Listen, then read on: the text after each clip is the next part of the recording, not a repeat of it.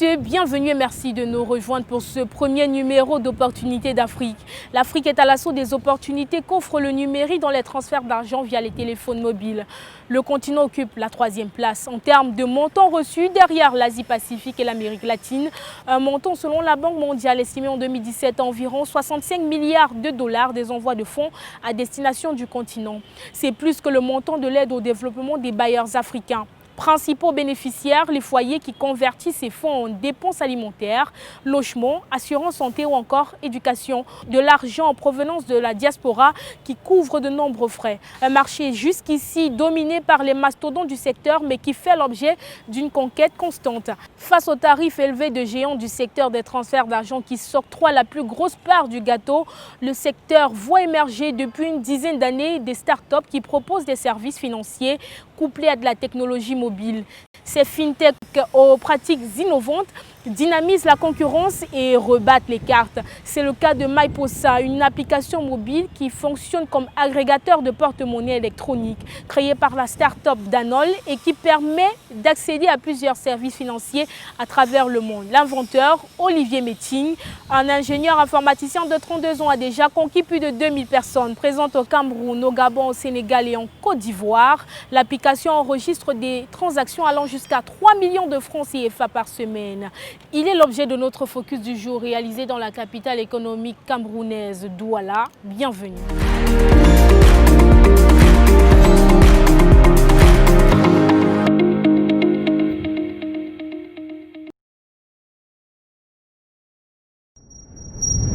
Olivier Meting, bonsoir et merci d'avoir répondu à notre invitation et surtout de répondre à nos questions.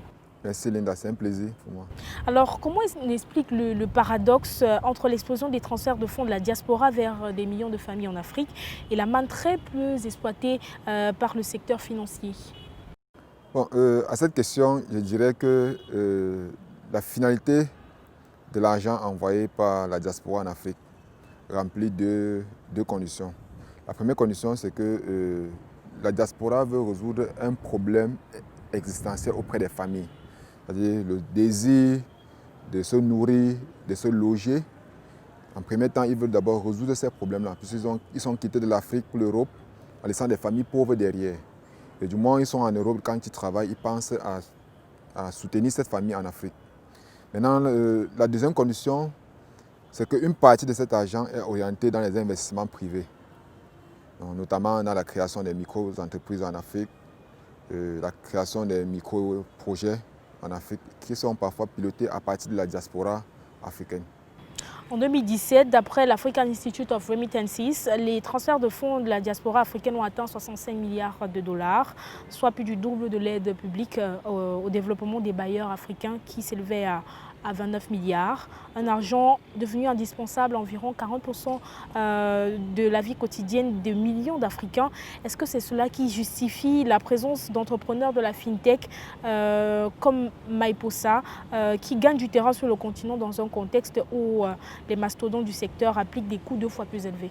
C'est un très gros marché pour les startups, notamment du domaine de la FinTech, puisqu'aujourd'hui, nous agrégons un ensemble de services que nous mettons auprès de la diaspora africaine et c'est une grosse part du marché que nous-mêmes venons tailler notre petite part à l'intérieur. C'est ça qui justifie notre présence sur ce segment. Pourquoi le numérique quel est le plus de la FinTech dans le secteur des transferts d'argent de la diaspora vers le continent africain? Les avantages que la FinTech offre à la diaspora, le premier avantage c'est quoi? C'est que dans une seule application, nous regroupons un ensemble de services que nous proposons au niveau de la diaspora. Par exemple, le service de paiement de factures en Afrique, le service d'envoi d'argent, peu importe l'opérateur. Ça veut dire dans une seule plateforme, nous rassemblons tous les opérateurs disponibles en Afrique. Ce qui les facilite les transactions vers un opérateur A ou bien vers un opérateur B. Donc voilà les premiers avantages que la diaspora a en souscrivant au service des différents FinTech en Afrique. Dans un environnement marqué par la concurrence de grands établissements financiers, les startups sur le web ont entrepris de révolutionner le secteur financier avec l'ambition de détrôner les rois du transfert d'argent. Objectif, casser les prix 2 fois plus cher que la moyenne et se faire une place dans un marché florissant. C'est le cas de MyPosa, une application mobile qui fonctionne comme agrégateur de porte-monnaie électronique créée par la start-up Danol et qui permet d'accéder à plusieurs services financiers à travers le mobile. L'invention a déjà conquis plus de 2000 personnes qui ont souscrit au service de transfert d'argent mobile, de cartes bancaires virtuelles connectées à Mobile Money, transfert de crédit national et international, mais aussi de paiement de factures. C'est un reportage signé Baudouin Talom, Christian Bilo et Linda Sibafo pour UN Media. Hey, voilà Enio qui m'envoie le message que je n'ai pas encore payé ma facture du mois courant. Ok, bon, solution rapide, MyPosa. Un clic et Jonathan effectue un paiement en ligne de ses factures d'électricité. Un geste devenu ordinaire pour l'utilisateur de MyPosa, un multi-porte-monnaie électronique qui permet de transférer de l'argent mobile, du crédit national et international, de payer des factures, mais aussi d'accéder aux services de cartes bancaires virtuelles connectées à Mobile Money, tout cela grâce à un téléphone portable. Je m'identifie à la chose. Étant donné que c'est conçu par un de nos frères africains, c'est toujours mieux de valoriser nos propres produits ici. Et c'est justement un de mes frères qui m'a parlé de ce produit. Et aussi pour son coût moindre. Parce que généralement, pour avoir une carte, ce n'est pas évident aujourd'hui. Et aussi, la proximité avec le service client. Avec MyPosa, il nous suit. Par exemple, moi, je ne connaissais pas booster une page, mais ils m'ont appris à booster une page sur Facebook. C'est dans un bâtiment situé dans cette zone commerciale à Douala, capitale économique camerounaise, que l'application a été lancée par cet ingénieur informaticien en mars 2020, au plus fort de la crise de Covid-19. Le jeune a eu environ combien de transactions?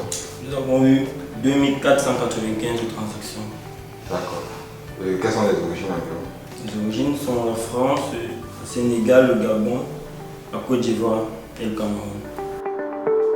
L'application d'Olivier Meeting est implantée dans ces 4 pays africains et a déjà conquis plus de 2000 personnes. Créée par la start-up Danol, MyPosa a profité de la pandémie pour gagner plus de marchés et enregistre des transactions allant jusqu'à 3 millions de francs CFA par semaine.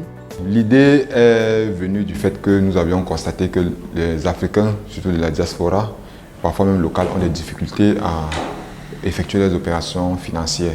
Il faut avoir plusieurs comptes chez les opérateurs. Nous avons eu l'idée de fédérer tous ces comptes-là dans une seule application. Avec nos opérations, nous touchons directement notre client final, qui sont des populations africaines, notamment avec l'inclusion financière avec les mobile money en Afrique aujourd'hui. Déjà l'année prochaine, on va développer de nouveaux services comme les TPE Mobile Money qui permettent aux entreprises ou aux particuliers de collecter de l'argent auprès de leurs clients chaque fin du mois ou bien chaque jour. Nous avons également notre futur produit qui est MyPosa Click and Pay, qui est une solution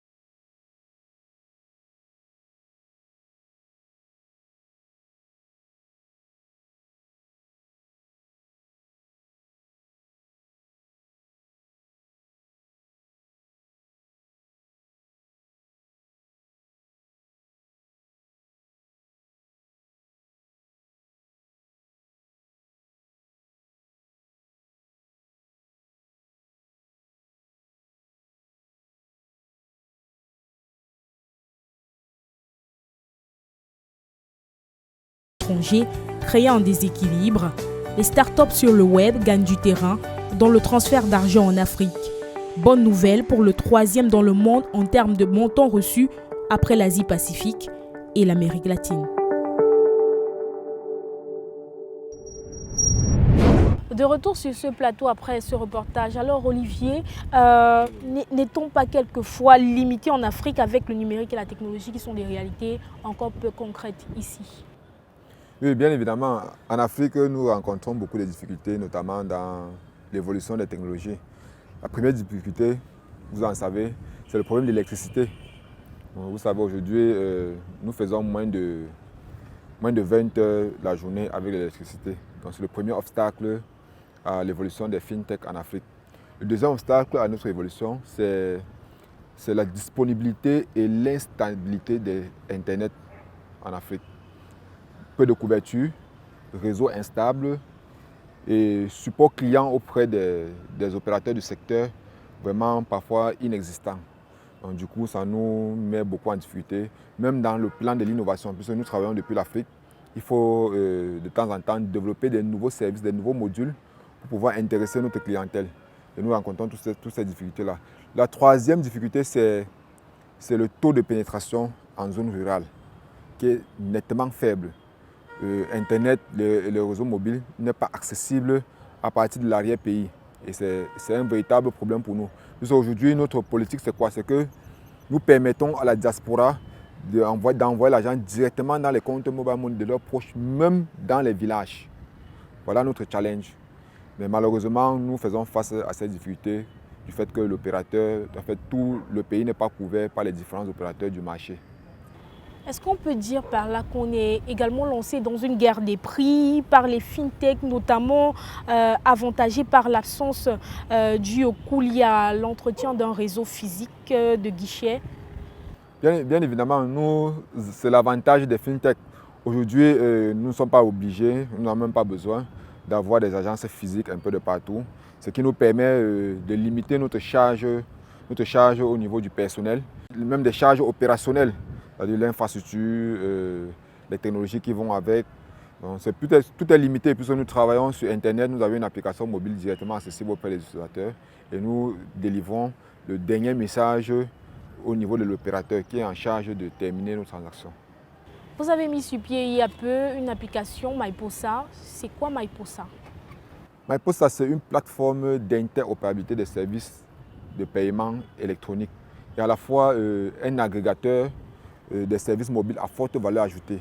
Quand je parle de services mobiles à forte valeur ajoutée, je parle du paiement électronique des factures d'eau, d'électricité et d'abonnement TV, le paiement de crédits téléphoniques, le paiement de l'Internet data pour les utilisateurs.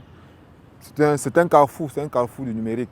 Donc nous permettons à travers ce carrefour, que ce soit la diaspora ou bien les populations locales en Afrique, de pouvoir soit envoyer du crédit téléphonique à leurs proches restants en Afrique, soit envoyer de l'argent à leurs proches restants en Afrique, soit envoyer du crédit Internet à leurs proches restants en Afrique, soit également payer des factures d'eau et d'électricité de leurs proches restants en Afrique.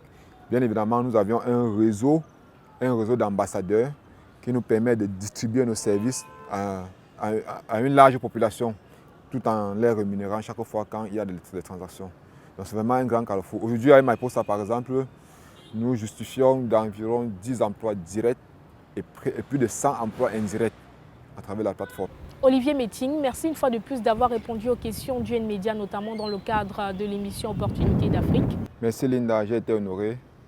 Sur un continent où le mobile est devenu un outil puissant d'inclusion, l'envoi et la réception de fonds par téléphone est assurément l'avenir. Favoriser la rencontre entre outils financiers adaptés et projets structurés pour capter l'épargne de la diaspora, c'est l'une des solutions pratiques à mettre en œuvre dans un contexte de plus en plus marqué par l'entrepreneuriat et le développement personnel, deux piliers essentiels à la démarche d'UN Media, une télévision qui vous construira encore pour une prochaine édition d'Opportunités d'Afrique.